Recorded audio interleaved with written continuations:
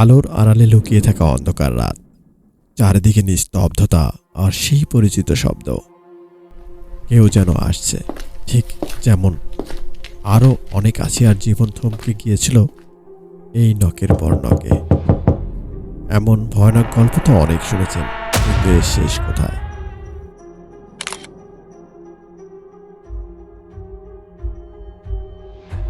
5ই March 2025। আসিয়া তার বড় বোনের বাড়িতে বেড়াতে গিয়েছিল। সাধারণ একটি দিন, সাধারণ একটি রাত, কিন্তু রাত 2:30। সব বদলে গেল যেন মুহূর্তের মধ্যেই। একটি শিশু যার চোখে ছিল স্বপ্ন, যার মন ছিল নির্মম ভালোবাসায় ভরা, কিন্তু এই নির্মম সমাজ তাকে রক্ষা করতে পারেনি। আজ সেই শিশুটির আত্মচিৎকার প্রতিটি বিবেকবান মানুষকে তাড়া করে ফিরছে।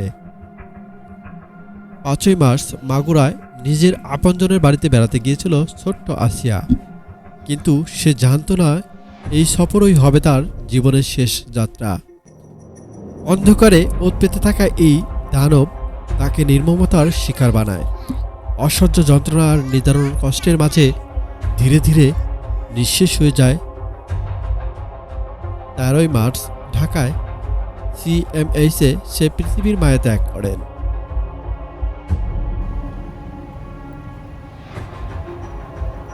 আর কত আছে কে হারানোর পর শেষ হবে এই খেলা?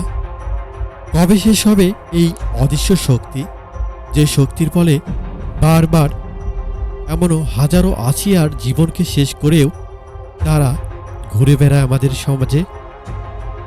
প্রশ্ন আপনাদের কাছে, কিভাবে শেষ করা যেতে পারে এমন নির্মম ঘটনা?